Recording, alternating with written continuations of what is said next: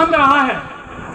बाबा साहब ने खूब समय लंदन में उस पढ़ाई की दृष्टि से बिताया है और कई बार बाबा साहब लंदन गए हैं। इसलिए लंदन हमारे लिए बहुत बड़ा एक यादगार देश है।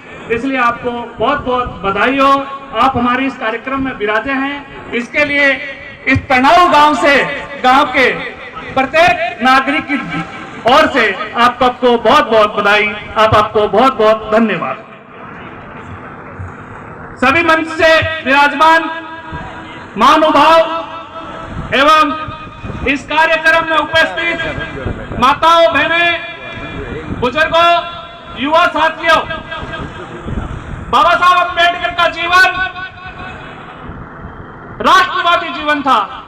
मैं दो बातों से आपको बाबा साहब अम्बेडकर का राष्ट्रवाद, किस प्रकार से उन्होंने देश की सेवा की, किस प्रकार से राष्ट्र की सेवा की, किस प्रकार से हर मानव की सेवा की, किस प्रकार से उन्होंने देश के लिए अपना जीवन समर्पित किया। बाबा साहब अम्बेडकर राष्ट्र के लिए अपना सर्वस्व जीवन निछावर किया। बाबा साहब अम्बेडकर का जीवन, बाबा साहब अम्बेडकर का परिवार एक कबीर पंथ से संबंध रखता था।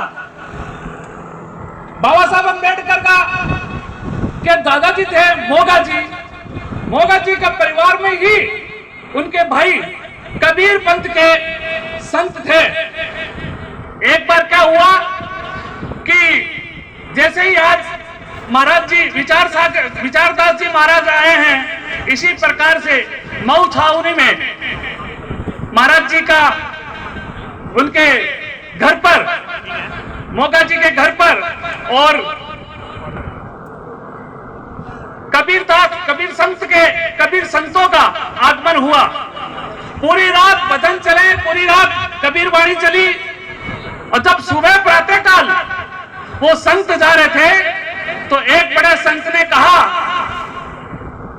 सकपाल जी को, डॉक्टर भीमराव अंबेडकर के पिताजी को, कि आपके घर में एक बहुत बड़ा महान व्यक्ति, महान बालक जन्म लेने वाला है और वो समाज की सेवा, राष्ट्र की सेवा और मानव की सेवा करेगा।